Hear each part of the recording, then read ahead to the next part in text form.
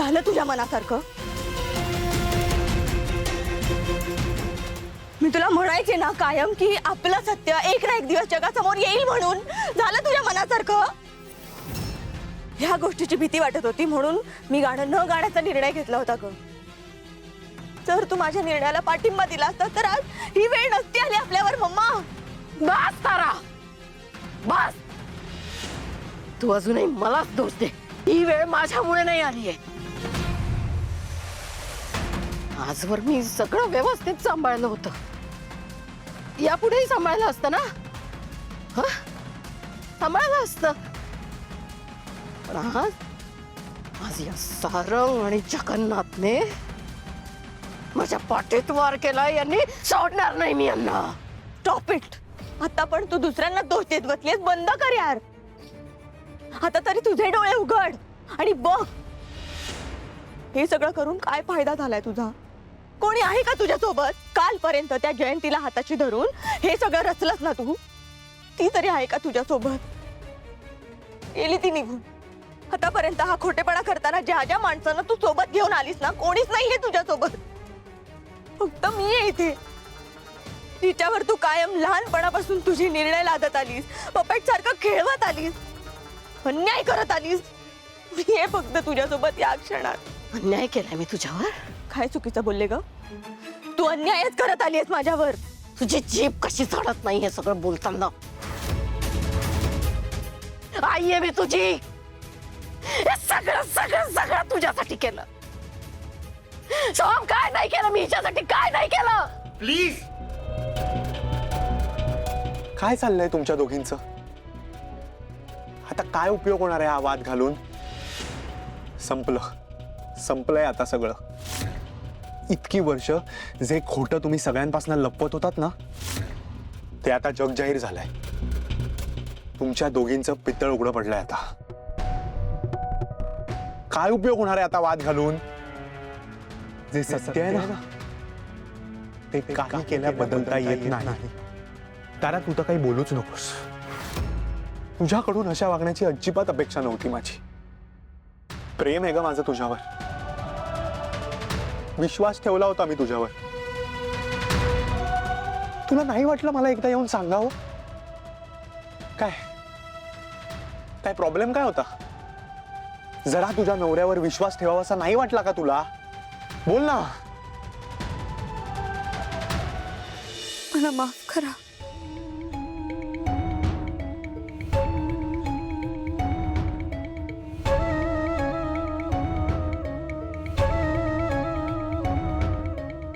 Sorry.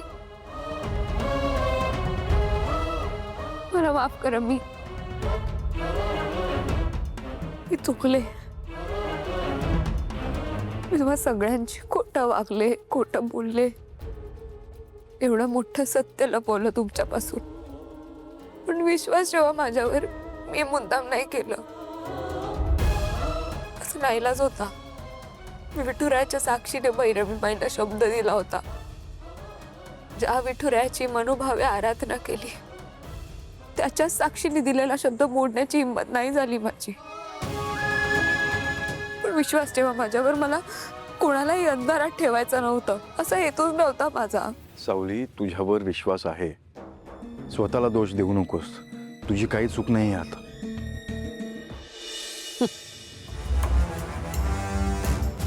छान सारंग. तू माझा सगळ्यात लाडका लेखणार आहे आणि तूच असा वागलास. तू गोष्टी लपवून ठेवल्यास माझ्यापासून. तू या सगळ्यामध्ये तू सहभागी होतास. मला हे जेव्हापासून कळलंय ना तेव्हापासून मला खरंच खूप वाईट वाटलंय सारंग. तिलोत्तमा, तुला वाईट वाटणं स्वाभाविक आहे. पण या सगळ्यात जर तू सारंग आणि सावलीला दोषी ठरवत असशील तर मीही तेवढाच दोषी आहे. म्हणजे काय काय बोलताय तुम्ही? तुमचा काय संबंध आहे या सगळ्यात? सावलीच्या गाण्याचं सत्य मला आधीच कळलं होतं.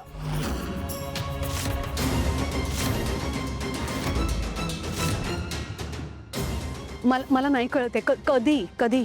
भैरवीनी ताराला तिचा सांगीतिक वारसा देण्याचा जो कार्यक्रम केला तेव्हाच मला हे कळलं होतं. काय बाबा, तुम्ही मला तेव्हा का नाही सांगितलं? एक मिनिट, ते महत्वाचं नाहीये, त्यांनी मला नाही सांगितलंय. तुम्ही जरा नीट सांगाल? हं? मला कळेल असं प्लीज जरा सांगाल का? मी सांगतो तुला सगळं, तू शांतपणे ऐकून घे. बोला ना.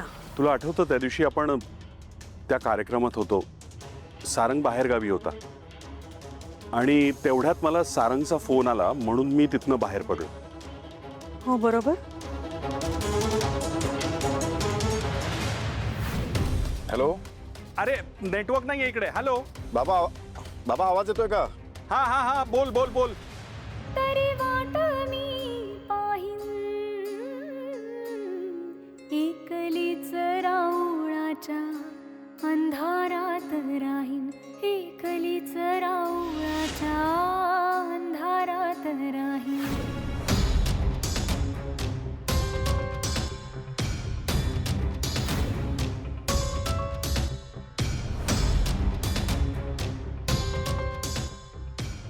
जगन्नाथजी, काय चाललंय हे?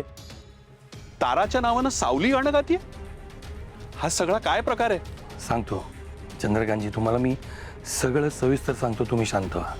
आता तुम्ही जे काही पाहिलं ना त्यात तुम्ही सावलीला दोष देऊ नका, कारण त्याच्यात खरं तर बिचारीची काही चूक नाही आहे. वचनात बांधली गेलेली असल्यामुळे ती हे सगळं करते. वचन?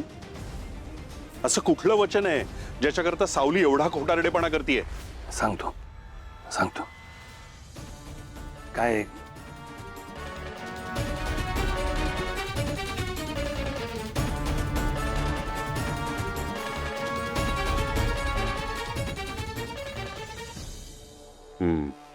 नाही, बरं झालं तुम्ही हे सगळं सांगितलं, कारण खरं सांगायचं तर सावलीला असं गाताना पाहून आधी मला धक्का बसला आणि नंतर प्रचंड राग आला. फसवलं गेल्याचं फिलिंग आलं मला. पण आता कळतंय की सावली सगळं करते ते तिच्या कुटुंबासाठी. खूप मोठा त्याग केलाय तिनं कुटुंबासाठी. खरंच फार गुणाची आहे सावली. आणि हीच तिची तपश्चर्या आहे सर.